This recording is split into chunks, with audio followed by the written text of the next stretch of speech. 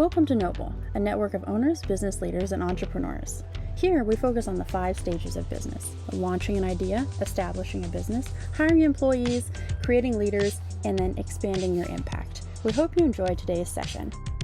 It's good to be with you guys here today. Thanks for coming. And with the Buckeyes game and all the options you have, I appreciate you coming here today. So I'm going to share with you a lot of information today. Some of it will be immediately applicable, and some of it you can take notes and jot down for a later time. But I want you to have an open mind, because I'm going to challenge you with some concepts that perhaps seem difficult or uncomfortable. And I just want to challenge you to have an open mind and perhaps be open to a different perspective on life and money than you have prior. Can we agree that that is okay? We have an open mind. So have any of you guys ever had a project or a job or life experience or anything that started out spectacular? It was right on what you thought it was going to be. It was good until it wasn't. Have you ever experienced something that was so spot on that you thought, this is what I'm going to be doing indefinitely. This is my target, this is my goal, this is what I'm going to be doing. And then something changed and it wasn't so great anymore. I want to share a story with you about one of those experiences for me that was very pivotal and had a lot of impact on how I moved forward. About 16 years ago, I was working in a rental property in a rather bad section of town. And when I say rather bad section, you regularly hear gunshots and you'd regularly hear sirens, and it was kind of rough. And you might ask, why was I over there? Well, I was a landlord, and being the good landlord that I was changing out a door. The door was had let in air around the top and bottom. It was drafty. It was an old door. So I tore it out, put a new one in, and I was caulking it. And I hear something, and I start to turn around, and I hear someone yell, "Turn around, kneel down, we're going to kill you." I'm like, was that, or we're going to kill you, or we are going to kill you? I didn't have quite enough time to realize it, but I'm like, okay, I'm not going to look. But then, everything kind of slowed down in slow motion from there on out. And each memory from there is almost frames. My first thought was, my wife is pregnant with my second, and I'm not going to meet my daughter. Loved my son, great experience, loved being a dad, and I was really looking forward to meeting my daughter. And I was like, this is what a waste. And then my next thought was, wonder if I can maybe just cooperate and talk my way through this. And real slow motion. You know what I wasn't thinking about was the Buckeyes winning season. Didn't even cross my mind. The great stock trends that were moving and people were making, wasn't even thinking about it. What did not even cross my mind. My bank portfolio didn't cross my mind. When things interrupt your daily flow, sometimes, I'm not saying this was a good experience, but sometimes it takes something dramatic to shake us out of the comfort zone. Our comfort zone is probably the biggest enemy of our success. You get comfortable, you think you've got goals and they're about that big, and you could have goals about this big. Don't mind me, I'm waiting for shoulder surgery on November 4th. So if I wind up doing this, it's just because shoulder's not working quite right. You see, what started out as a great rental property with a great goal, I wanted to have 10 rental properties so that I could stay home with my kids and just have an easy life.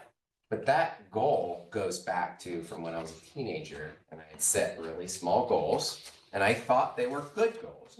They were, but I had to pivot, I had to change. And as I'm kneeling down, and the guy tells me to turn around at this point, he's like, give me your keys, your wallet, whatever. They wanted my truck mainly. And then I got to turn around again, and the guy comes back from the truck. The other guy had held a gun on me the whole time. He's like, don't shoot him, it'll be too loud. So clearly my life is worth a decibel rating. And so as they are driving away in my brand new 4x4 Silverado truck, the first new vehicle I'd ever bought in my life, It was like 3 months old at the time. I wasn't worried about my truck. Didn't even cross my mind. I'm like, I'm alive. Yay. And then I'm like, oh no, my address is in the glove compartment and I don't have a cell phone. And the keys to my front door are on that key ring.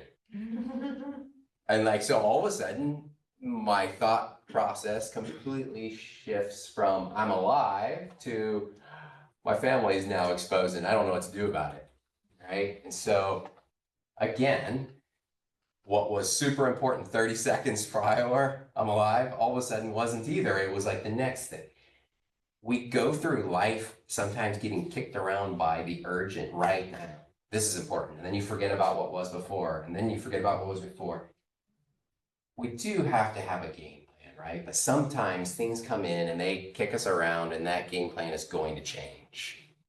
So maybe that rental was great for me when I got started because I grew up in poverty and that was kind of a huge step for me. And I'll unpack more of that in a little bit, but it wasn't good for me anymore. I had to pivot. I had to make a change. So I'm going to have a worksheet here that you guys are going to flip to on the first page. And I want you to just challenge your thinking of even things that were good before. I'm going to give you a little bit of time to work on this next worksheet. I'll play a little bit of music. I'll give you a little time to think through it, 3 or 4 minutes.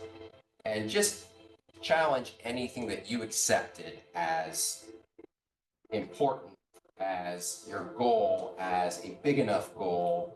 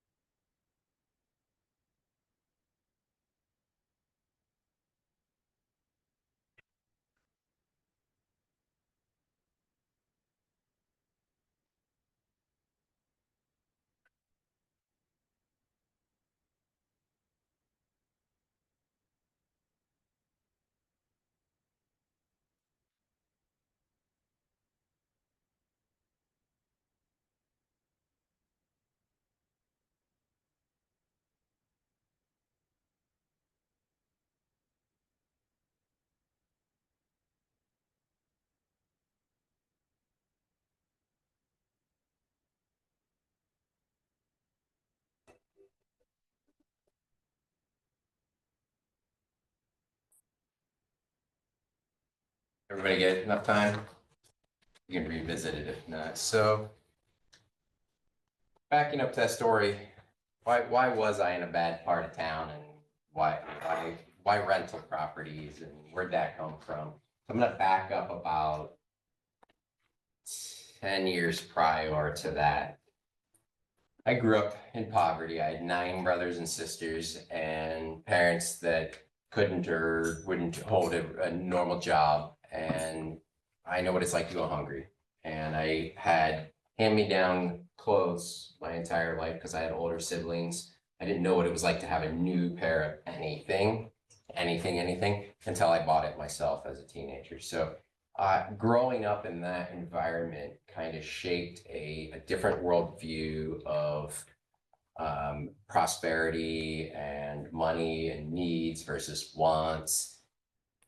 And I remember once when I was about 12 or 13, growing teenage boy, we were eating oatmeal, and one of the staples of our diet was oatmeal. My parents would buy these 25-pound sacks of oatmeal at the Amish store, and that would last us a long time because we would make this oatmeal soup. And I kid you not, like you could count the floating oats in the water.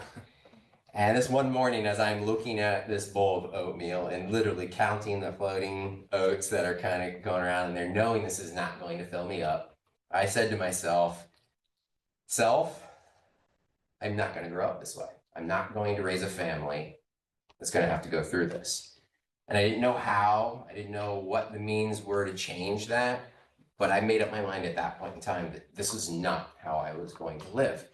But then, that's nice, I made up my mind, but how was I going to change that?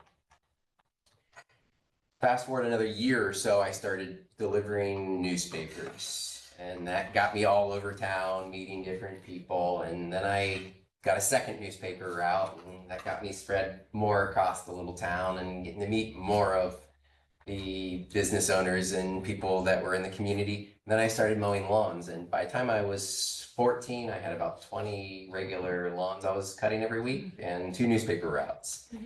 And the money was good, I guess. I mean, I think I made like 26 cents per customer on delivering newspapers per month. I mean, back then, child labor was a real thing, right? And of course, the dollar was worth more too, so I guess it's fair. But I think more important than the money I earned, because yes, we started putting some more food on the table as some of the kids were working and contributing, but more important was what I got to see from my customers. I started to notice they didn't live like we did, or at least most of them didn't. And I also noticed that not all of them had a regular job either, but they had a business. And I started noticing a trend that the successful ones didn't just work a normal job and retire on a pension. It seemed like no matter what, they wound up buying real estate either early on or later on. But a common thread with these successful people is they owned real estate. At minimum, it was their own house. And then a lot of them owned rental properties and businesses throughout town. So I said to myself, one day I'm going to own my own business and I'm going to buy real estate. Don't know how. I didn't have any means or path yet, but I made up my mind that was what I was going to do. And somehow in my young mind, I told myself, I did the math, like if I have 10 rental properties, that'll support me. I don't even need any more money than that. I'll just have like a free life and do anything. Like this would be cool. Well, yeah, I mean, I didn't know that expenses were going to get a little bit higher. And kids are kind of expensive too. I mean, I think I was calculating needs based on like poverty lifestyle, 1 person. It sounded like a really good plan at the time, right? So fast forward a few years, I worked a couple of regular jobs and I had moved to a different city and I had some somewhat good jobs. I was supervising for MI Homes job sites, so I'd gotten some construction knowledge and I was making a decent wage and it felt good. I was getting stuff built and I enjoyed that aspect of it. But I felt this nagging need or desire, like this unfulfilled dream, that it was just bugging me constantly. It's like, this job that I'm doing wasn't what I was meant for. It's good, but I knew there was something better. And I wanted to do my own business, and I had a little bit of a side gig. I was doing some remodeling on the side, but like I was trapped in this like comfort of I'm getting a paycheck. every other week. I get a paycheck, right? And it almost made me feel like a slave because I didn't want to lose the paycheck. I was worried about losing that, and I just couldn't quite make that next jump to self-employment or my own business. I also didn't have any real estate yet, so like both of those dreams were kind of just on hold, and they weren't happening. And around this time, I met an old gentleman that used to walk around our apartment complex a couple times every morning just for exercise. His name is Dan. Dan told me a story that completely changed my life. Do you want to hear that story? Yes. So a long time ago in a land far, far away, because every great story starts that way, there was a monk or a guru or a fill in the blanks of what his title was, but he had a young follower, a disciple, if you will. And this young follower followed him everywhere, and he wanted to be just like this old man. And he wanted to know the meaning of life and what he was here for. He pestered the old monk over and over. I want to know this. And the old man says, in time, you will learn. And days turned to weeks, turned to months. And then one day, the monk says, tomorrow, you are going to take the first steps to learning your purpose and the meaning in life. This young man was so excited he couldn't sleep. It was like the little kid on Christmas Eve that sees the gifts in the Christmas tree and he knows he can't open them yet. So he was like up all night. And the sun starts peeping up over the horizon and he pops out of bed, runs over, wakes up the old man. It's morning. Let's do it. They get dressed and the old man takes him to the far ends of the property where there's this little lake or pond.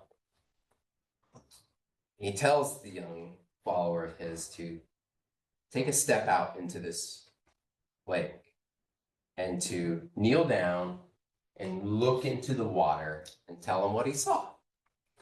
Seems simple enough. So the young man looks down in there and, once the waves and ripples kind of calm down, he sees his face. He's like, I see me? And the old monk's like, no. I want you to peer deeply into the water and tell me what you see. So the kid's kind of confused. At this point in time, he's like, I still see myself. If you bump it around, you see some ripples, but he did not know what the old man was asking him for. And so it gets a little awkward, a little bit of time goes by, and he still doesn't have an answer. So the old man walks up beside him, kneels down as if to look at his own reflection, but instead grabs the young man's head, shoves it under the water, and the young man's kicking and crashing until he wasn't, and then monk yanks him out, shakes him off, and said, what did you see? Well, when he was done coughing up water and choking, he was angry. So I didn't see anything. I just wanted to breathe. I wanted air. The old monk's like, yes. So when you want those answers as much as you wanted air, you'll find them. And to me at the time, the message and why Dan told me this story was clear. I already knew what I wanted to do. I already knew what I needed to do. But I had that inner reservation that was stopping me. And when you actually make the decision that you want the future growth more than you want the comfort of where you're at right now, you'll make those choices. You'll find those answers. Henry Ford once said that the man that thinks he can and the man that thinks he cannot are both right. Question is, which one are we? Okay. So I've got another slide and another worksheet I want you to turn to. I'll give you another few minutes to look it over and hopefully the audio stays for us.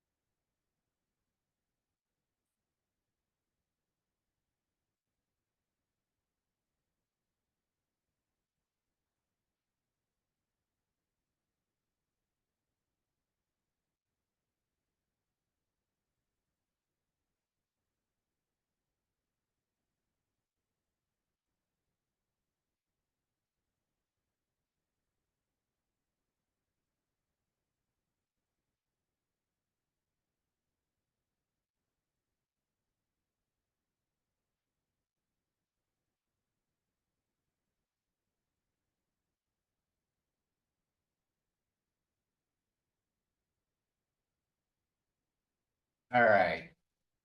Who's brave enough to share something that they wrote that they would see as perhaps holding them back from progress? Anybody? Nobody? No takers? Yeah. I feel their comfort zone because I've been in business for 15 years, and at some time I felt like it's very comfortable. I already have something, and then just feel like, okay, at my age, do I need to go like more and really go out of my comfort zone to do something I probably not familiar with? Like it's just like comfort zone. Oh, yeah. I think sometimes our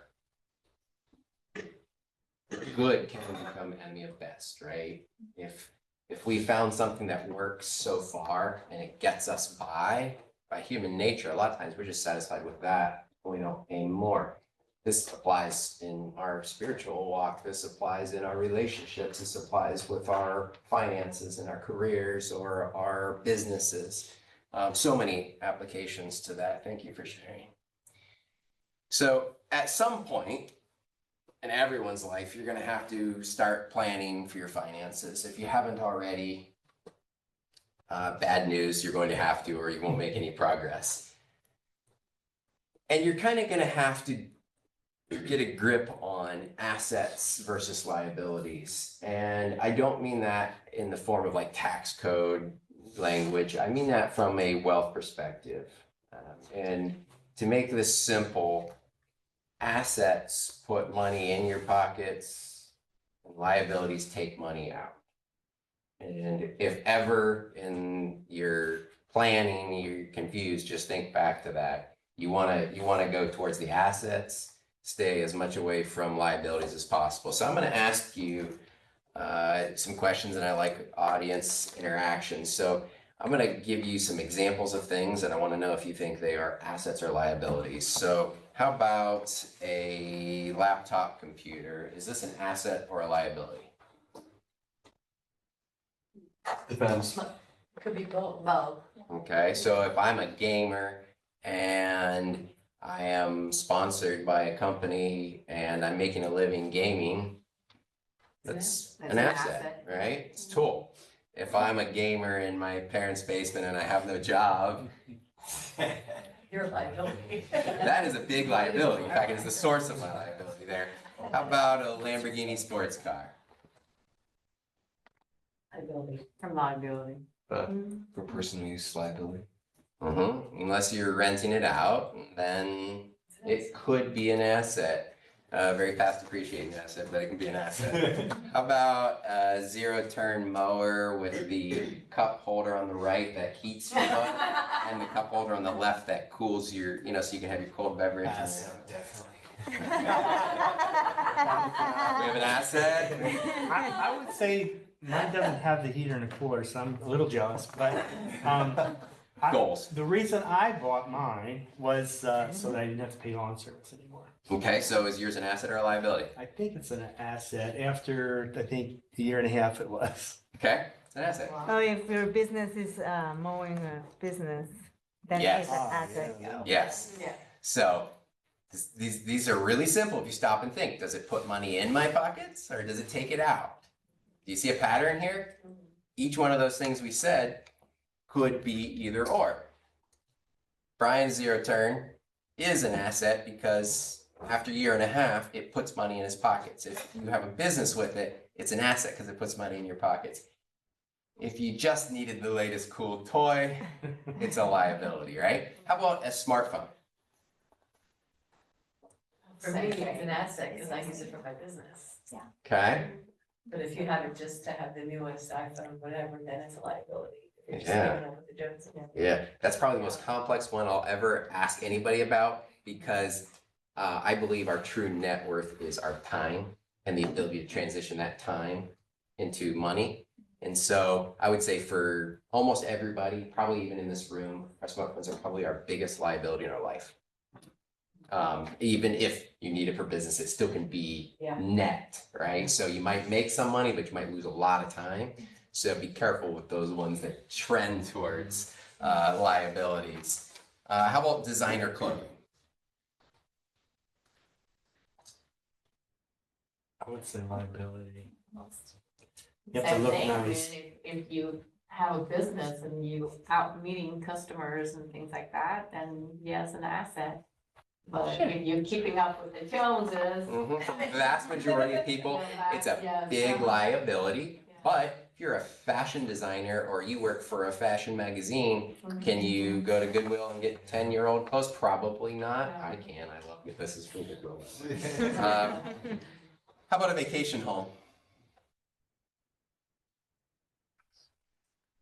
If you rent it out and make money, it could be an asset. If you do it just, I like the second part of what you said. If you rent it out and you make money, don't fool yourselves, right? So like, if you're renting it out 3 days out of the year and it still is netting, taking money out of your pocket, it's not an asset. yeah.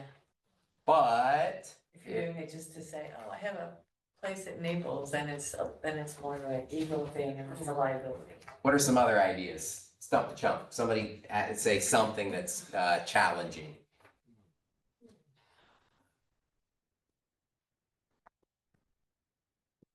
Vacant lot of land. Okay, vacant lot of land. Is it an asset or a liability?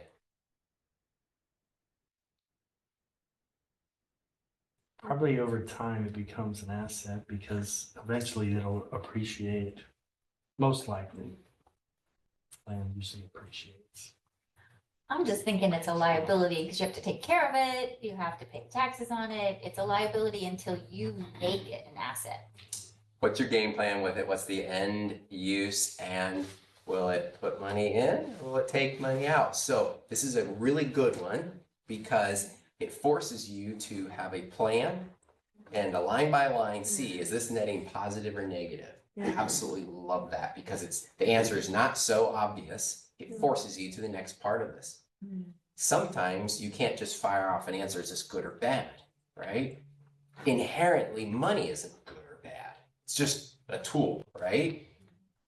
Objects that could be an asset or could be a liability aren't necessarily one or the other. And the same exact object might be a liability for me and it might be an asset for you, right? So sometimes we need to be challenging line by line.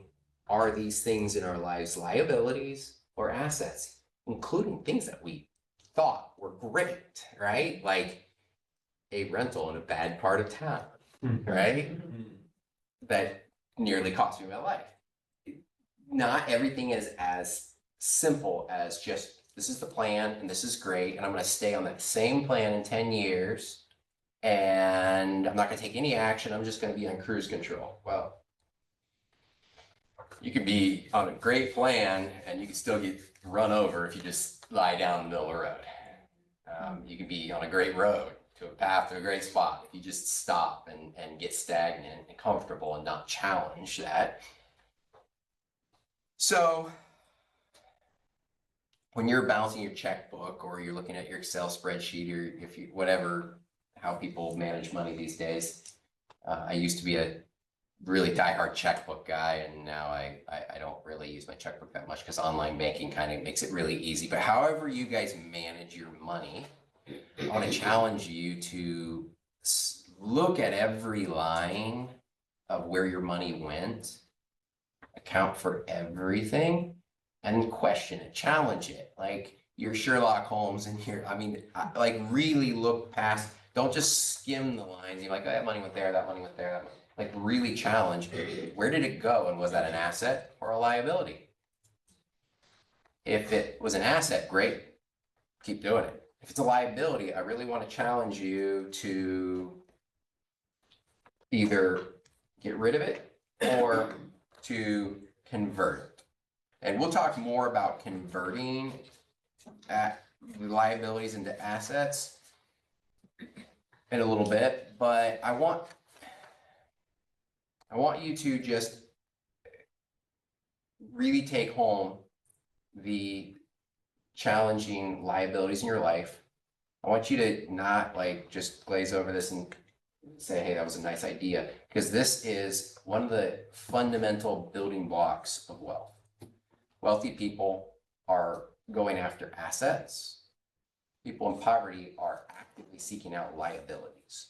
And you can see that by lifestyles, right? A lot of people that don't have much money have nicer toys than people that do have money. Why is that?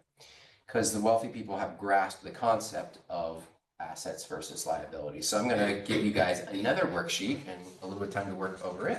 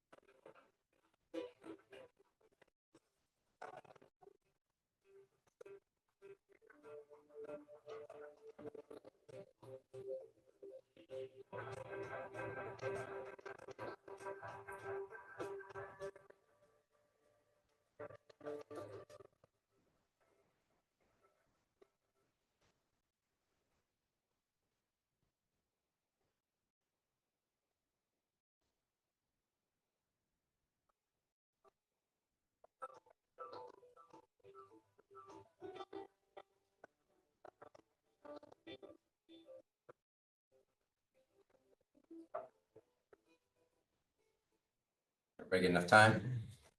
Anybody want to share anything that they wrote on this? I know some of this might be personal, but if it's not, you might want to share. So I have a question. Yeah. You know, when you think of liabilities, you think of assets, you think of things, you know, that tangible, right? But you did mention like the phone. I think a part for me is really time wasted going places, doing things that really don't probably serve me. I just feel like, oh, I gotta go. So I do think a lot of my, because that's your time that could be used for other stuff, importantly, would be like the phone, the Facebook, or events that I go to, or even, or, you know, I used to do a lot, I don't do it now, but like, I went to a lot of like, you know, during this time of year, all this craft show, you know, just stuff that takes your time away. Yeah.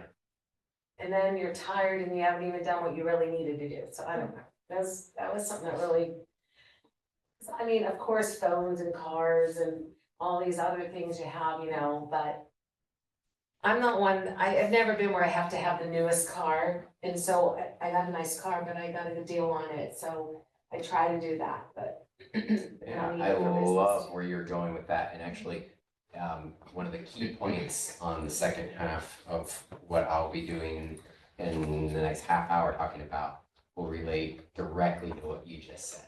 I love your thinking on that, because you are on the right track. Pretty similar here, because I'm an impulsive buyer for courses, trainings, and sometimes I don't even take them. because I don't have time. I just lost interest of it. So if that's a big liability for me, but if I use them and I take them and I make money out of them, so Yes. that would be it. Yes. Excellent. Anyone else? I wrote on Instagram, really just any phone app that doesn't make you money. Yes. Unless you are a select few influencers, you're probably not making money on Instagram.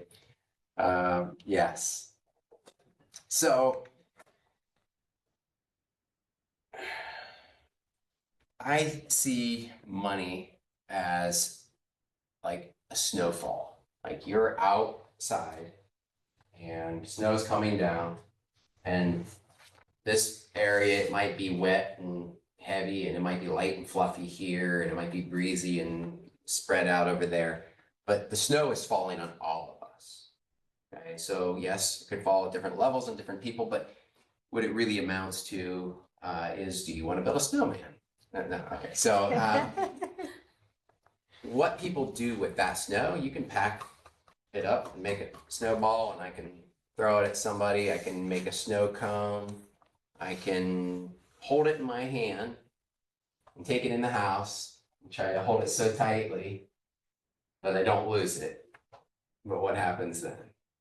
Melts. Melts, and it disappears anyways. And money has a way of, if you try to hold on to it too tightly, melting and disappearing out of your grasp if you're just hoarding it. Money also has this snowball effect. Because if you start to build that snowman, I was only half joking when I said you want to build a snowman. If you start rolling a snowball, what happens? It's bigger.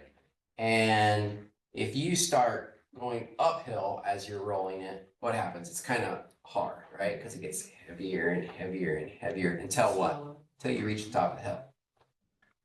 There comes a point when you're using your money wisely and you're rolling it over and it's growing, and the money itself is growing. There comes a point where you do apex that hill, and when it's rolling now, you're not pushing it. You barely can catch up with it, and it's growing so fast. Money is just like that. Initially, that pushing up the hill and that choosing not to eat it as a snow cone or throw it at your buddy, like choosing to push it up the hill, grow that self-control of just pushing. There comes a point where it gets really easy. Most people haven't gotten to that point because they just want to eat that snow cone. Or they want to hold on to it so tightly that it melts into nothing. Or they want the entertainment factor of just throwing it at their buddies and having a snowball fight. Most people don't get to the point where they've crested that hill, and as it's rolling, it's unstoppable and it's growing at a faster rate than they could possibly. They don't physically have the strength anymore. There's no way they could have rolled that on flat ground, uphill, anywhere else. But hands off, it's growing as it's rolling down.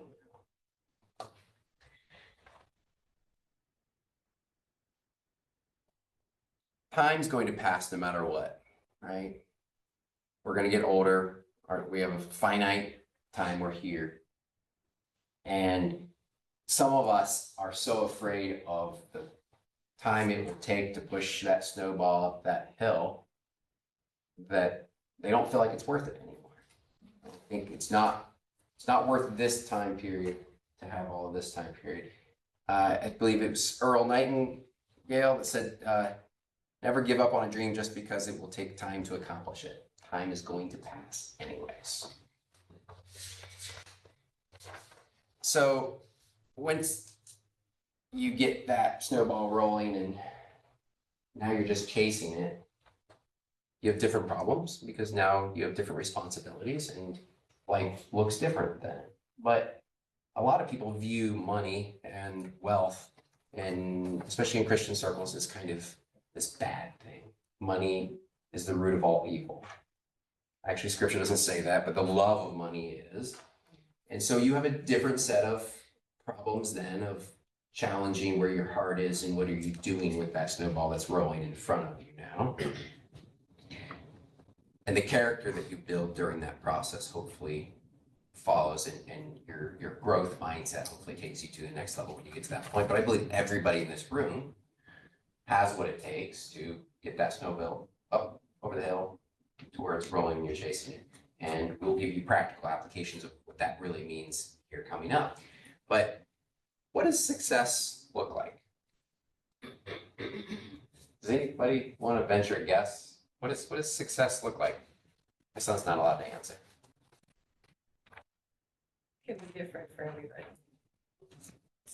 Can you see success?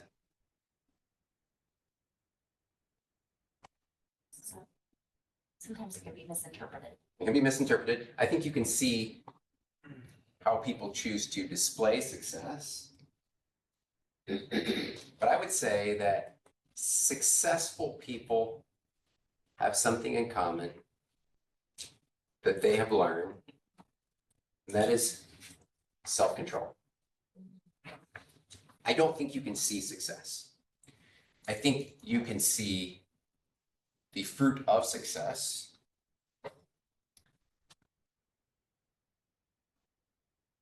I have a picture here of my son, who I'm quite proud of, when he was 15 and a half with his 3-year-old Honda Civic.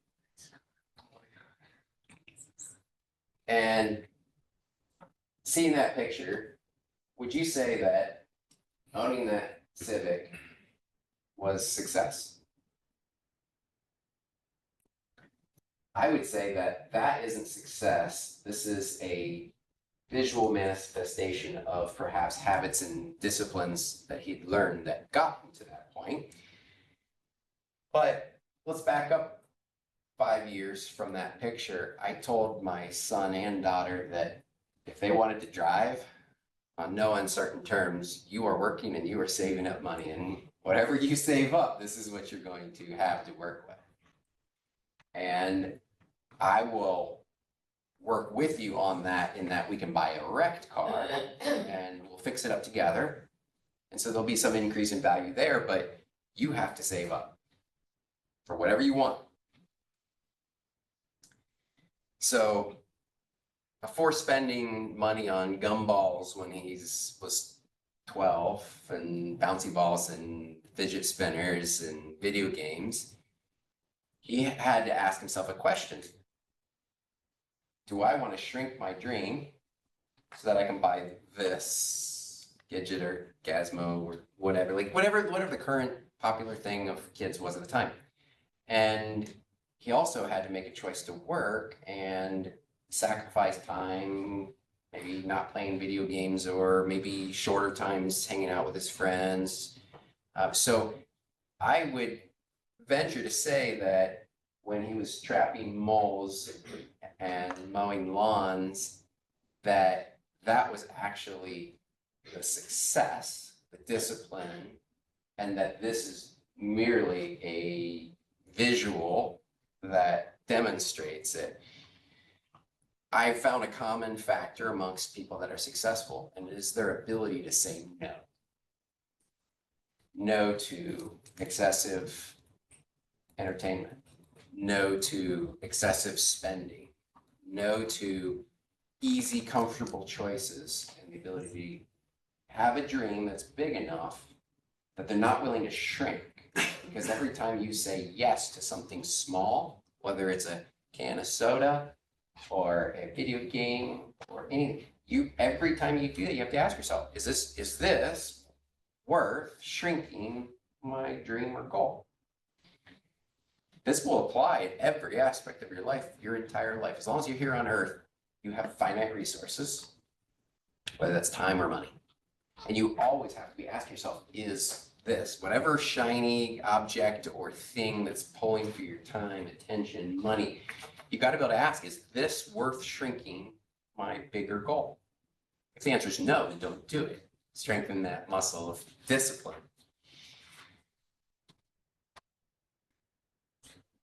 Here's some pictures of what that car started out like. It was salvage total. We bought it from an auction. And yes, it did end up shiny, but during this process, he also had to say no to excess time with friends even. And is time with your friends good? Yes. But did he have to make some choices and say, this is my dream, and can I box my time and be effective with my time to be able to get there? I would venture to say that owning the car is not success. I would say that the discipline and process that he went through to get to there would have been the actual success. Learning to say no to the smaller things so that you can say yes to your bigger goals is going to be a indicator of the level of your success in life. Anywhere, anything, your influence in people, the world around you, your wealth, fill in the blanks. How much impact are you going to make in the world around you is going to be directly related to your ability to say no to lesser things. I'm going to give you another slide, another worksheet, and a few minutes to work on it.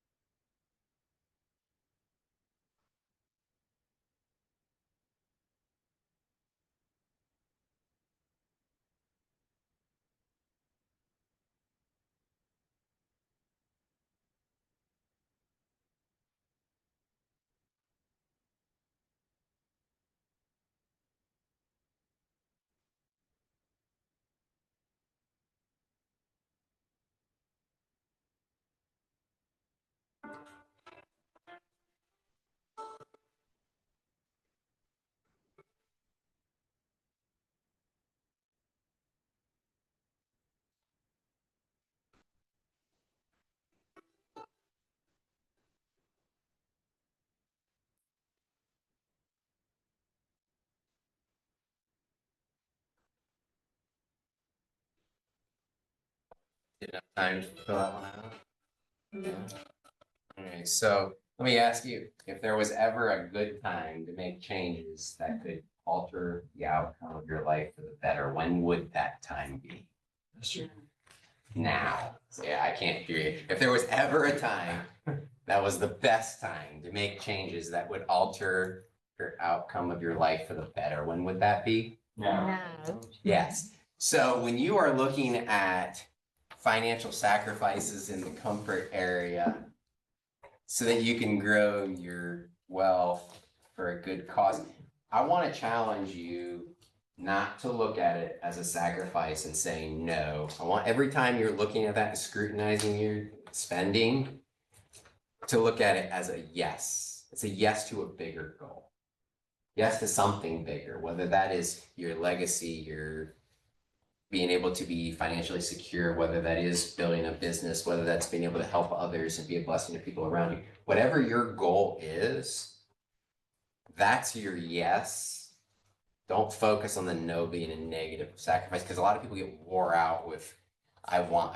It's the dopamine fix of I want to buy this, I want to spend the time on this, and because it feels good at the moment, right? I'm not gonna lie, it feels good, whether it's scrolling on Instagram or Facebook, or if it's buying programs for self-improvement, or buying gadgets and gazmos and playing with whatever those things are. It feels good for a minute. Don't focus on that no being a negative thing. I want you to really change your mindset into this is yes for something bigger. Is it worth shrinking my goal to do that? I'm going to give you guys a short, maybe 10-minute break before we go into the second section. The second section is going to be a little bit more in depth, and we will have, it'll be more practical application as well. So get a break, go to the bathroom, get something to drink, slap yourself around. Get food. Nobody's falling asleep, eat something. And then I will see you back here in about 10 minutes. Do you still have the rental property? I don't have that one.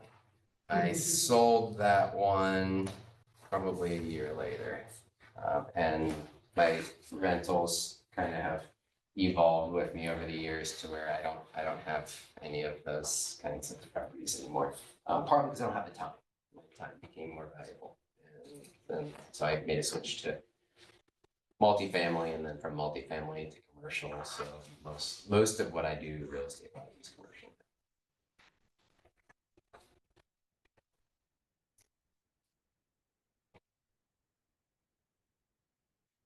The card in for you. Okay, yeah, that's great. I just still got strong. Yeah, probably double the. Susie, you're hearing. Yeah, got it like 30,000. Not big. 5 times Yeah. now. Yeah. Not very. Relevant stuff. Yeah, it needs, I'll leave it. I would leave that reminder.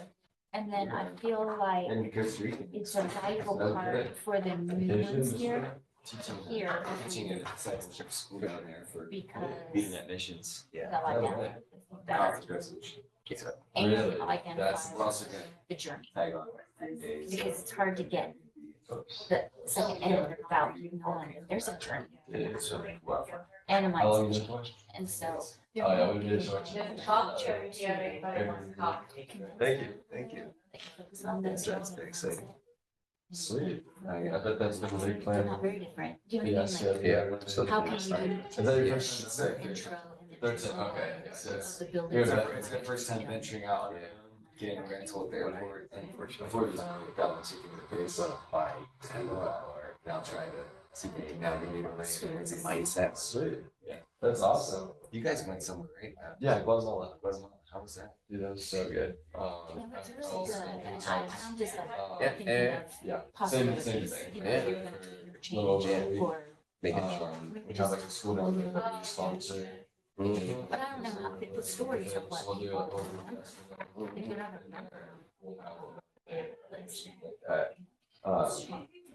Whether we're going this year, we actually had the airport I'm issues with the flights and everything. You know, I think it's the first time, So yeah. we were separate. A lot of it. Yeah, because you can separate So we part of scratched yourself our out end of the and trip one. you To another community for that. room. And then we just stayed in Fort Lauderdale. So I get excited for that. Yeah, it's a blast. I love your dad's definition I'm of really excited. success, like being a character disposition. Because that applies to every culture. It's so often done. So I hear about success talked about always it only makes sense. Yeah. That's what we love about American companies. Like good thing, you're good at one, great. Not the same opportunities are there for everybody, but that's anybody. That's so true. Yeah, it's like, I made my. it doesn't have to wear that internal like Difficult because self-discipline. Yeah. I was Five serving, minutes, I was from I think that's actually over my head. When you're saying that, like, it's profound. That's yeah. Because here I was 50. Seriously. Yeah. I like. Things do change. It's a call from God, but I guess, anyway, noble wisdom, combination. By the people that you want to be. Yeah. So, He qualifies. It's not. Still fulfill the calling, but The people that yeah, report to you. but there's find a way to be able to. gonna be be loved by more, us, not actually. less. Actually, So when is the definition time? of success, that's It's what I now, use, right? Yeah. The basket of money. I mean, the best time was yesterday, but since that's gone, yeah, I mean, like the next best is The other thing I wrestle with is That's crazy. Yeah. my husband's not in this It is. Yeah. mindset. Still So got it's some 10-year-old car. It's Kind of, not that, Yeah. but it's just that's not change. So my decisions are. Yeah. not- It's not My nice. car off the lot, like, I just lost the time. Why would I do that? That's what it is. Yeah. My side No, of the that's family fast. was forever. I So mean, what was it like, like buying a car on auction? 80, 90. I don't wanna live there. Yeah, so it was. His side of the family. Yeah, it's been a few years now. I can't wait till we see what the Preston has for you because he's got a lot of wisdom. Used to work in a lot of shops and something know Yeah. how. Learned a lot from that experience, but it had no engine damage. Luckily, that's not really looking out for. Yeah. We finally got a car, but just in Can you general. hear it start up before you buy it, or you buy it cold, like? I think we just bought it cold. Yeah. Yeah, you put in the auction, you bid, it's accepted, and you go pick it up. And you hope the engine starts. Yeah, yeah. You could tell by looking at it, Josh? The pictures. You buy it at such a price that you say whatever is hidden will suck it up and it'll still be worthwhile. You build margin, yeah. Yeah. Exactly. Yeah. You don't buy it for what it's worth. You buy it at a really good discount or you don't buy it. Jeremy is That makes a lot of Tom's sense. husband. And then it's either a great She's in deal the or room a and good he's deal. online. Yeah. Hey, Yeah. what was your name? Andre? I'm Nathan. I was telling him I love your definition of success because it would apply anywhere in the world. So often you talk about like What, are you doing the? ways that we only flesh out here, but like. Okay. I didn't think before. Okay. Quite some years ago. Anybody in the world could apply Yeah. whatever the context is. It's I'm more in spiritual. college, I'm doing the city. It is. But, yeah, so I'm a. What is it? What's your? Way, yeah, we do. I don't know. Yeah. College route. What do you, Do that, right? do like that? Yes. Jeremy, did you make it back online? Talk to us. No, that's my first No, we time. can hear actually you. Came to, Maybe we can, at the stop school. Oh, no, I didn't know you were doing Yeah. I cannot for the life of me. I came to. I did a study. I took kids who were like 5 years old. Yeah. I didn't even realize. Put them in a room. Marshmallow. Yeah. Hello? And then she. yeah, is that you, Jeremy? Yeah, yes, hi. I wasn't sure if my microphone was. You know, I wanna stop share so we can see your faces. Yeah, I'm we'll gonna be turn on back. your camera so we can see you. Oh, no. Sixth grade. Let me see my camera. It's. Hey, Jeremy. Hi, morning. I see him. He's in the corner here. Okay. He's just not sharing a photo. Yeah. Well, Are I you, think like for some reason I just did it. I didn't do it right, because you should see all of their faces.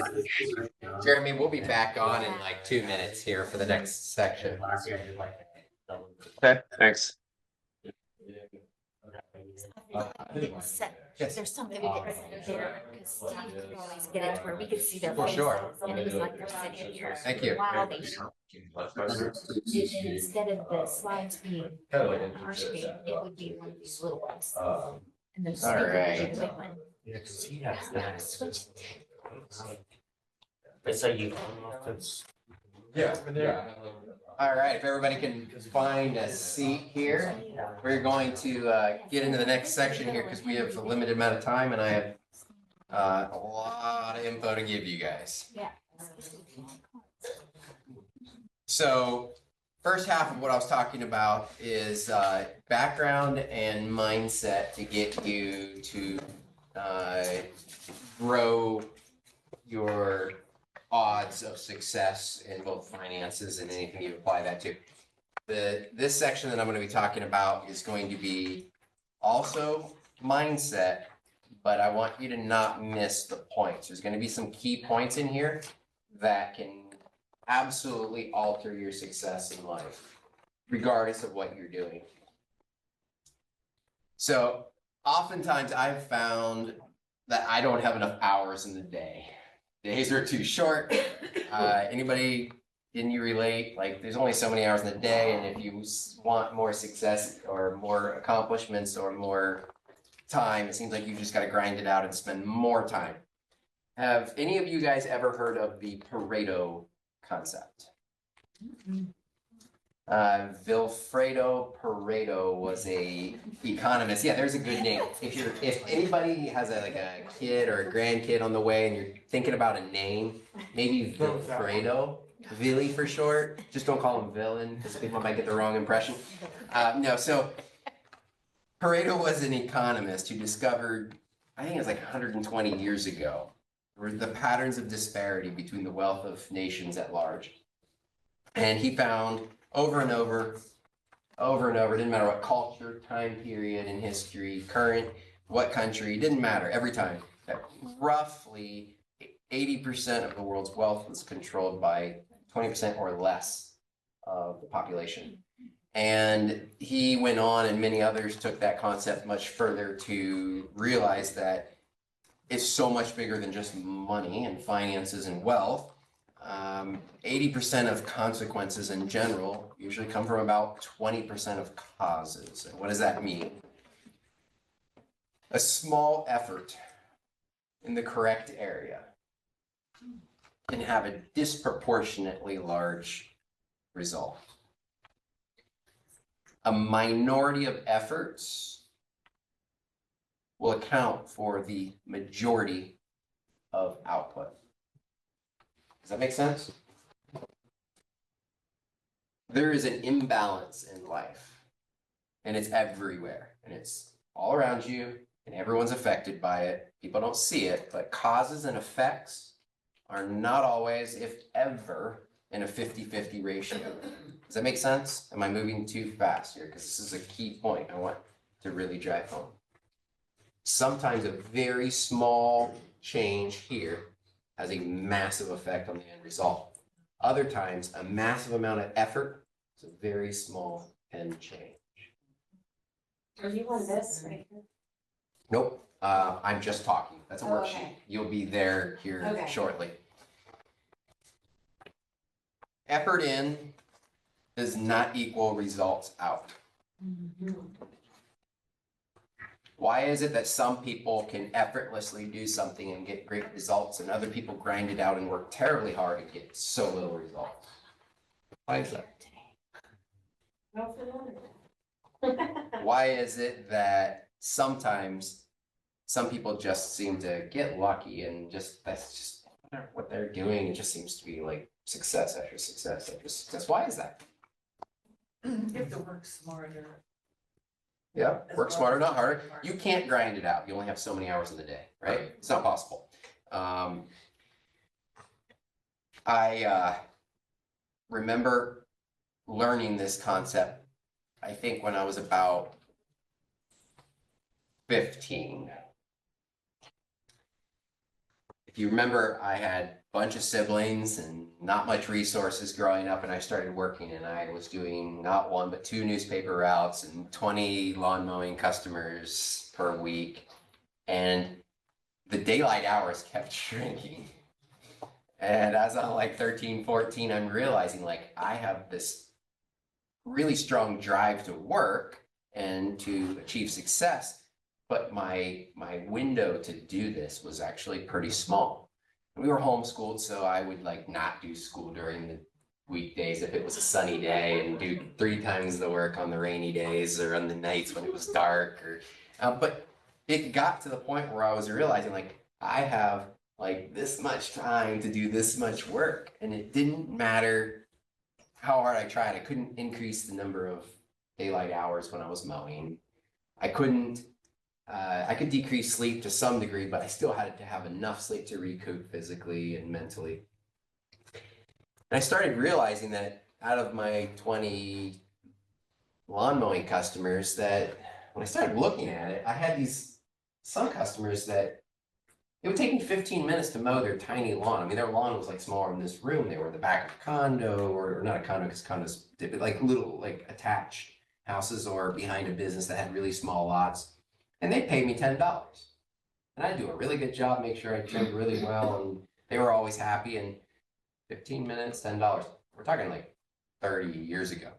And then other customers were like an acre and a half, and they'd take me 2.5 hours, and I was wore out by the time I was done with that one. And I'd make $20 because nobody paid more than $20 to mow your lawn back then. I mean, unheard of, $20, right? So I started doing the math, and as I had more customers wanting me to do it, and I couldn't keep up, I started realizing that I have some of these customers that I'm making 4 or 5 times more money than others. And while I wanted to serve everybody, I had a finite amount of time. And if I could do a customer in 15 minutes and earn $10, or another customer that took 2.5 or 3 hours and earned $20, doing the math, like I could fit half a dozen of these customers in and 5x my profit margin just like that. And so I started this trend of kind of weeding out the long drawn out ones. And as I'd get a new customer coming in, I'd be like, is this worth my time? Like, can I get a better return on my time? And it really came down to smaller, quicker ones became the ones that wanted perfect looking lawns, but had tiny lawns. That was my ideal customer. Now, the ones that wanted to do it every other week to save some money, couldn't do that because my mower bogged down and it'd take me 3 or 4 hours to do that, right? So the same amount of effort could earn me 5, 6, or more times as much money if I was selective on what my skill set could best do. I had an eye for quality. I loved to trim perfectly well. I'd edge perfectly well. Everything would look pristine, and I could kind of give like a premium product for these smaller ones. I couldn't offer that for the big ones, and I really couldn't offer it to the ones that wanted it every other week to save money, because it looked like a hayfield, right? You can only, when you're cutting every other week, it doesn't look great. So there is an imbalance in the universe, and you can either embrace it and use it to springboard to your success, or you can fight it. If you don't embrace it, please accept that every aspect of your life is going to be a grind. It's going to be difficult, and you're going to have very little fruit to show for your efforts. You have the choice to stack the deck in your favor, or you can grind it out and work really, really, really, really hard. And it's not always the same for everyone, right? And you have to determine how you were wired, what your individual skill set is, what your strengths are.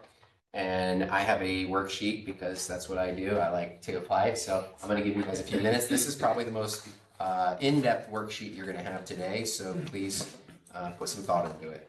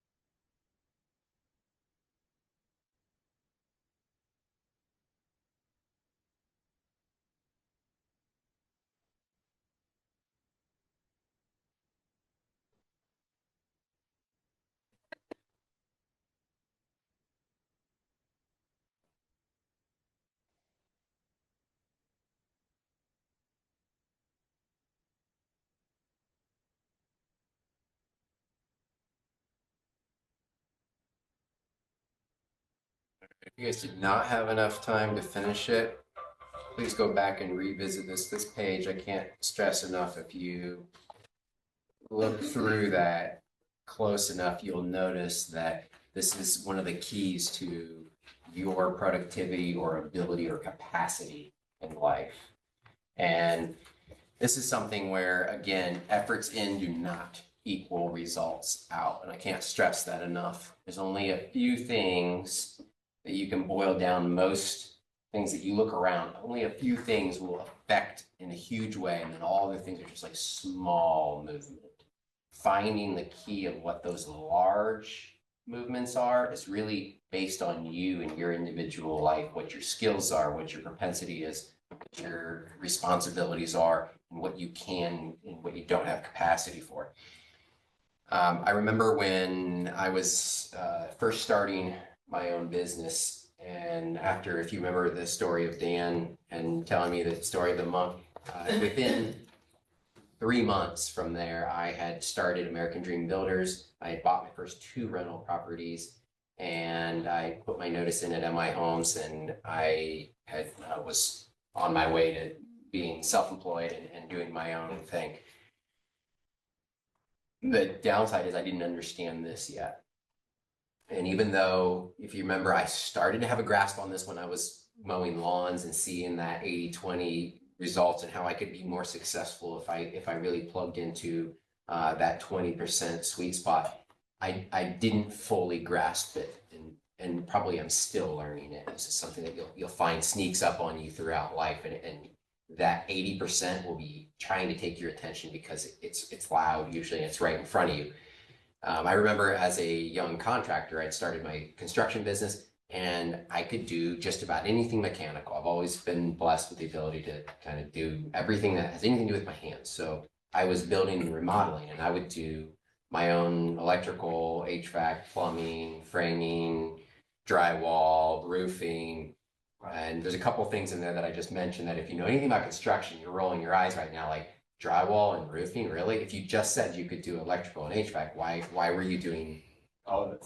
Yes, because I'm not the strongest, biggest guy out there, and drywall is a very labor-intense job. And while I was good at it, it would take me 5 times longer than a crew making $15 or $20 an hour. And I could be earning $300 an hour on a mechanical trade during that same time. And not only that, it shrunk my client base because I was tied up on these jobs longer, right? And so at some point in time, I started subbing out drywall and subbing out roofing, and I tried to sub out framing, and then got sucked back into it a couple of times because they didn't do a great job. But like, it was a transition, right? But I was realizing that the return on my time, I, again, only had so much time, and I could massively change the outcome of the same day's work just by looking at it from a purely analytical line item. What is the return on my time? Time is something that you only have so much. Again, this is a limiting factor. You're gonna hear this over and over, but efforts in do not equate to results out. I can't stress that enough. Anywhere in your life, if you're not getting the results that you're liking, and it's not a lack of effort, question, are you applying it in the right areas? So when I started eliminating drywall and roofing and framing, I was moving through jobs so much faster and multiplied my income dramatically. And then I made a transition where I'm not doing construction anymore. I was only doing HVAC, because HVAC I could charge $300 to $500 an hour, not by the hour, but by piecework. That's what I could earn. And I was still coming in less expensive than most of the competition, and I was doing a great job, and it was all I could do. And then again, I was limited by hours again because I was trading hours per dollar. But it was a good transition for me to see general construction. I was doing everything, a whole broad range. And when I looked it over and I kind of analyzed what is the really high returning, what's that 20%? 80% efforts of all the time. So if you were to break up time, mechanicals take maybe 15% of the job. Probably 85% of the time was the grunt, grinded out work. But the profit margin was all in the mechanicals and barely anything else. So it aligned pretty good, maybe even more aggressive than the 80-20 concept when I looked at that. It was more of, and I didn't look at it from 80-20. It was just like returns versus what, like time in versus returns out. I do some consulting, and there's a business that makes specialty paramotor parts. And if you know me, you know I like to fly paramotors. It's an engine and a propeller on my back and a parasail. I go fly with airplanes and watch cool sunsets. It's great. But one of the manufacturers that makes paramotor parts, he's an innovator. He keeps coming up with great new concepts. He comes up with a quick release hub for propellers and a new throttle that it has cruise control so you can lock it on and have your hands free to do other things, get selfies and your sunset pictures and whatever. He's making up all these cool products. And he decided he was going to make a whole new frame. He was going to manufacture it. So he got CNC equipment. He designed it. It's cool. It's great. Whatever. Honestly, it's probably marginally better than most of the other brands. It's still a paramotor. But when I was consulting with him on his profit, he was dying with the labor. The labor was killing him in manufacturing processes, and there's problems with supply chain. And I'm looking through and I'm asking him, like, where's your profit? What's your most profitable items? Well, the quick release hub and the cruise control throttle, he made almost as much profit margin if he sold one of each of those items as a whole paramotor. So paramotor, $7,000. Throttle, $150.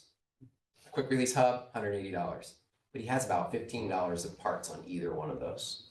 So he can make over $300 profit on just 2 cheap, easy ones that can apply to anybody's equipment. Doesn't matter who manufactures it, what brand. But these paramotors, how many people are buying $7,000, $8,000 paramotors? Not very many. And there's 15, 20, 30 competitors that each have their strong points. So he's putting all these man hours and all this time into making the whole thing, which is great. It felt good for him to be able to sell the whole thing. But if you stop to look at it, massive manpower, massive equipment issues, manufacturing issues, supply chain issues, all the effort going into that. He was making $400 profit margin on the whole thing because he has third-party engine he has to buy, all these third-party parts that have a fixed price. Like, okay, so 80-20 concept here, if you apply that, you should pretty much axe your whole manufacturing line or put so little effort into making the whole parameters and then focus your marketing on your small objects. And that's where your profit margin, since his profitability and he started just globally marketing his small parts. Again, shipping's easier. It was just, everything was easier then. And he was able to really turn around from, I think the last time I was discussing this with him was in March, and he's already up more profit this year than the previous year, all combined. So if properly applied, you can reduce your headaches, give yourself more time, and still do better financially. So again, you can't grind it out. There's only so many hours in the day. You can say work smarter, not harder, but what does that really mean? I think it really means analyzing where your efforts are going in and what your returns are on everything you're doing. So earlier I was asking you to analyze your checkbook, scrutinize every line and question it. Now I'm asking you to analyze your efforts in and your time invested in things. I have another slide, another worksheet. I'll give you a little bit of time. I want you to keep in mind, important things should never be held up or controlled by time-consuming, asset-consuming, less important things. This applies to every aspect of our lives, from careers to relationships and everything in between.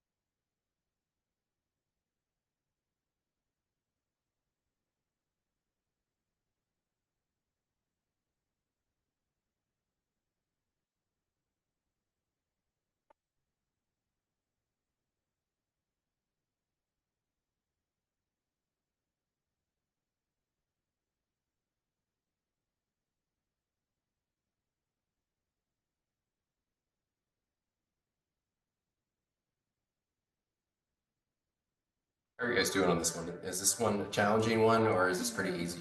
Challenging? All right. So I'm going to leave my slide up here, turn the music down. So I'm going to give you an example. And I know that this one is a challenging one. So I gave my answers for this as of today. Okay. So as we speak, my staff at one of my businesses is gearing up and start doing a family fall festival. And it is at the Hocking Hills Family Fun Center and Riverside Campground. We have amenities like gas go-kart tracks and bounce pads and mini golf and cabins and fun stuff there, right? And they're doing a big season end finale today. And when they are done today, that is pretty much the end of our season. We're closing up shop for the winter because we're not open during the winter. And we will analyze, and I will look through our returns on all of our activities. And this is going to sound like a buzzkill, but we're probably going to axe our biggest entertainment that we have. Our biggest draw there is our gas go-kart racetrack. People come from all around and it's a big hit and everybody loves it. Like there's nobody that doesn't like it. And you're like, why would you axe it? Best performing asset. I think we made about $65,000 this year on that one activity. Like, cause we have a line item on our ShopKeep program. It shows us exactly what's coming in. And you're like, hey, you made $65,000. Why would you axe that? So it requires a mechanic to keep those go-karts running. That mechanic is the only turnover that I've had of my employees, like that I can remember. 4 employees in one season. It's exhausting. These small engines are dying as fast as they get road hard. Let's face it, the poor Honda engines probably were never designed for go-karts. They're just adapted for them. So you have labor, and it's slightly skilled labor. Not everybody can be a go-kart mechanic, so we have to pay a fairly good wage. The annual salary of the average of those 4 people that we went through this season, I think is about $45,000. So for a minute, take that 65,000 and axe 45,000. Tires alone, we spent about $6,000 this year on tires because those racing slicks, they get wore out fast. And once they get threadbare, you don't end up blowing out the racetrack. So take that out. Now, small engine parts. We have several $1,000s in small engine parts plus 2 engines we replaced. There's another few $1,000. Then there's gasoline. We have a tank on site that we're going through constantly refilling it. It's like $1,200 each time we fill up the tank. And we've gone through a lot. I haven't even calculated that. That's my job here in a week or 2 once we close through the season. Get the drift yet? We're at basically a break even for something that we haven't even counted the staff's time that has to go man it, all right? Super fun amenity. It's great. Everybody loves it. Why would you kill it? Well, if you're looking at the 80-20 principle, we are putting a massive amount of effort into something that is giving us a minimal return on. In contrast to that, we have this bounce pad. This bounce pad requires a fan that's running to keep it inflated. Kids love it. And we've had one issue all year. We had to patch a hole. One time it popped and there's a patch. And I think that whole patch kit cost us like $15. And you know how much labor oversight it takes? None. 0. None. So if you're looking at the concept of returns on our time and the best return, there's a very little effort.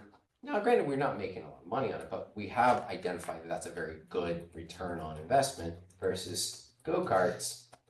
It's a lot of effort, not a lot of return. So here, hopefully in the next few weeks, I'll be pending surgery recovery. I will be going to China with my business partner, looking at manufacturers to create the world's largest bounce pad.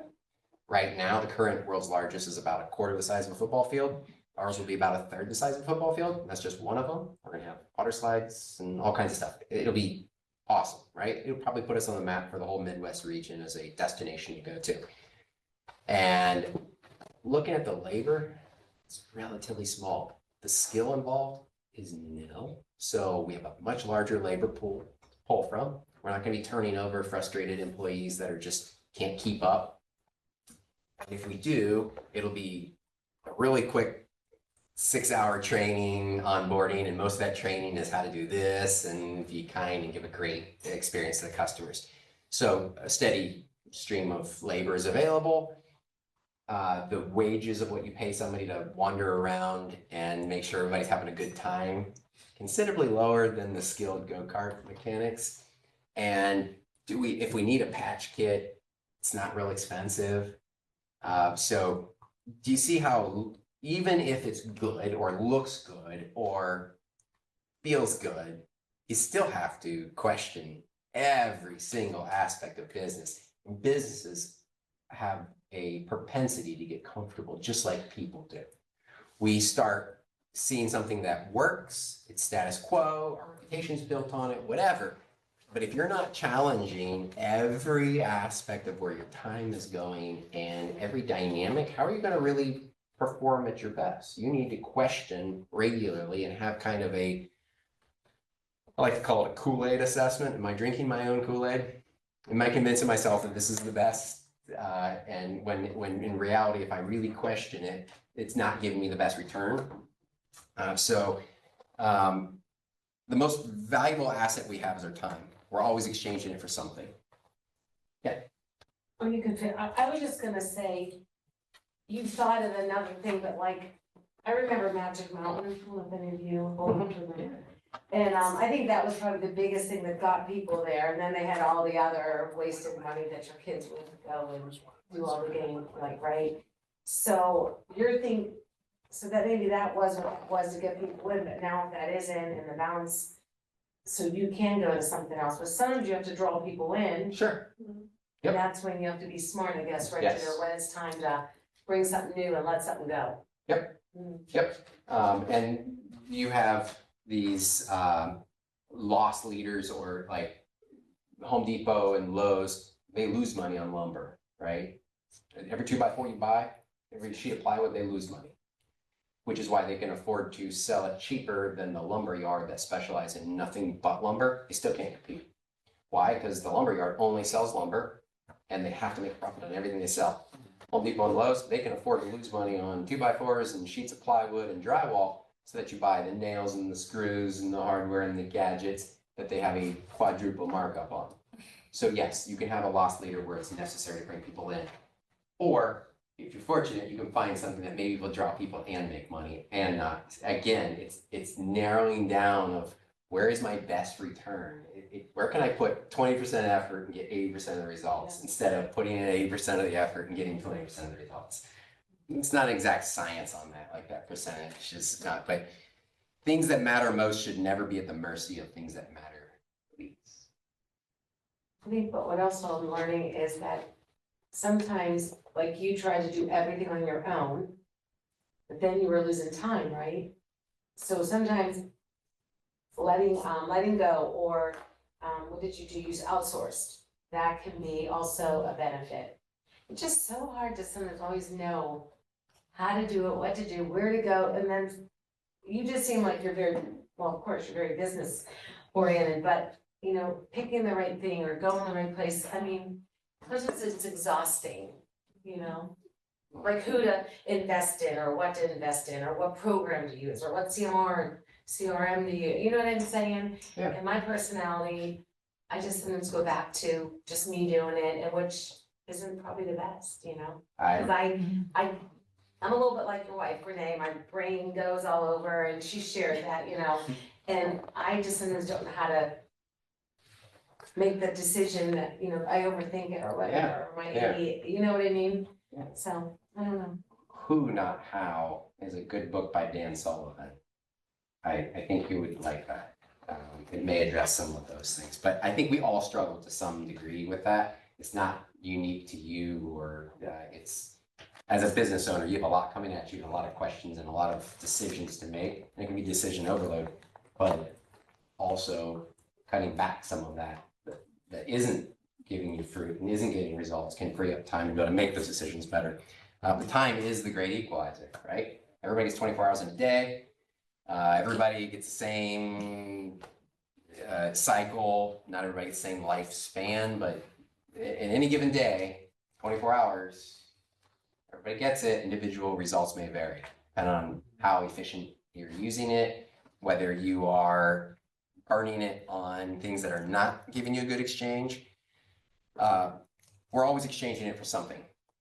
If anybody know Einstein's matter and energy interchangeable, anybody geek here that knows that formula?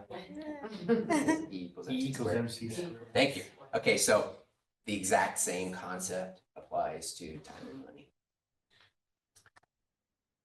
It's interchangeable. It doesn't look like it's interchangeable. If you see this or this, you see an object, you see matter, right? Everybody saw that until Einstein realized that in that matter is energy, and when released is massive. People see time and they see entertainment, they see all these things that use time. they don't realize that can be exchanged into massive amounts of wealth. The exchange rate that they determine might be a job, and it might be a low exchange rate, or it might be a business that they can exponentially grow that. But that interchangeable relationship of time and money, don't overlook it. Don't assume that where you're currently exchanging it is a fair, good value either. It may not be a good return on your time. Screen time is a net zero for most people. Our phones may be for business, but it also could soak up your biggest source of net worth in your entire life, and that is your time. Some people will exchange a life that has infinite value, both in the impact of the people around them, the wealth that they can create, everything that they could do in this life, and they exchange it just for entertainment. That's a cheap exchange rate. We're competing with the Buckeyes game right now, which is probably a couple of empty seats. But no disrespect to the Buckeyes. I've enjoyed watching Buckeye football, but I've missed a lot of games in the last few seasons. I'm okay with that. If I have a better return on my time, I'm not going to put entertainment. I'm not going to be a spectator at the expense of being in the game, if that makes sense. I want to live and do and make an impact. I don't want to just watch it happen and slide by. Scarcity mindset with money is dangerous because you start devaluing your time to hold your dollars. However, scarcity mindset is the best thing you can have for your time. Hold on to your time. Only exchange it for good rates of return. Be careful how you spend your time because it is a finite resource. Whereas scarcity mindset is dangerous with money because you can make money anywhere. Like once you start realizing how business works, there's so many ways to make money. It's just what do you want to do, right? So there's no scarcity on money. Money is infinitely available. Your time is very finite. Have a scarcity mindset for your time. Protect it. Only exchange it for what's worthwhile. I'll give you another slide, and because we are cruising a long time, I want to keep moving here.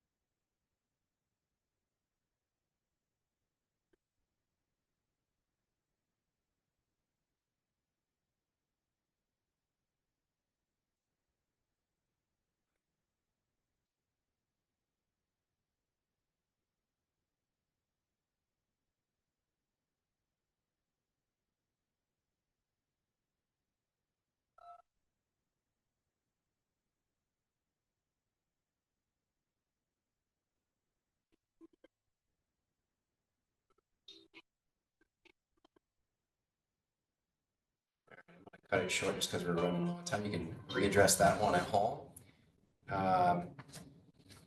What would happen in your business, your job, or even your personal life if you took the time to analyze where you were getting the majority of results? I think you'll find that efforts in do not equal results out. What one person thrives at, another struggles. I have a friend of mine who bought a lumber millwork business, and it was an existing business, so it catered to absolutely everybody and had every type of trim, every type of door, every type of window, every variety in it. Maybe like one of everything. And I walked in his facility right after he took over it, and it was, I mean, his mind was going everywhere, and his staff were going everywhere, and he was struggling to really create processes that were going to work well for him. After I toured, I shared with him my recommendation to kind of dumb down his product line to just what made high profit margin, had very low labor intense. So rather than making doors on site, and rather than having every kind of trim he had to stock that needed all this warehouse space, look at his line items of what made the highest profit margin, what had the least amount of labor associated with it. I believe less than 2 years in, he has grew 20 times the income, over 20 times the income. And he has, I'm gonna just go out on a limb and say maybe 100th of the amount of items he sells. He's narrowed down so few things, some of which are drop shipped and he doesn't even touch, or they just show up and get in pallets and delivered, right? He determined that while different types of trim might be like 1 out of 1,000 houses might need that particular thing. So he did all the different varieties. Every house needs flooring, and what's popular is pretty much popular in any house, right? So he can just cycle in pallets of flooring on a smaller profit margin with virtually almost hands off and supply everybody. So that same concept of just because it's great, just because it's making a profit, or just because it is a business, or just because it is working in your personal life, don't accept it as that's necessarily the best. It might be you might be putting 80% of work in here and only getting 20% results. But you can flip that around if you really scrutinize and analyze this. This goes to your time as well. And I have to be careful how I say this because some people might take this wrong, but I'm not implying that you shouldn't invest your time into people that are a challenge or that are struggling. But if you're mentoring people, if you are serving in any kind of community or church, or anything, you can look at the results individually based on the person or the circumstance, not necessarily judging it against a benchmark of like outcome, but are you getting the return for your time, or could it be better spent elsewhere? I was just sharing with my son yesterday when we were eating dinner. So I mentor one person a year, pro bono, in real estate, in some way, shape, or form, to help them get to the next level, whether they're starting out and growing to more units or transition from residential to commercial, whatever it is, and I give it for 1 year. And I try to vet them on, are they actually going to do the work? Are they actually going to do what I'm asking? Otherwise, I'm wasting my time. This year's person started out really, really strong. And then by about June, I wasn't getting much responses. And I was like having to prompt and ask questions and not getting a lot of replies and slow replies, to where I totally cut it. Normally it's a year and I want to get you from A to B and I hope to see some huge progress. But he stopped putting in the effort. That is no longer worth my time. And I'm not writing the human off, right? All humans before God are equal and have the same value. But not every human is your duty to invest in. So the same concept applies. Just be careful not to devalue the human, but the time that you are investing, you have a finite set of resources and you have an obligation to use them to the best of your ability. So this applies in personal relationships. This applies in every aspect of your life. Is this the best return for your time? Is this the best impact you're going to have on the world around you in your lifetime? Or are you just doing it out of a sense of like duty or guilt, or because you always did, or because you never questioned it? Or chew on that one. Don't hate me if you disagree with that on the personal side. I realize that could be kind of controversial, but I am in the knowing that your guys' time is limited here. I'm going to go to the next slide, and I'm not going to give you a whole lot of time, so go ahead.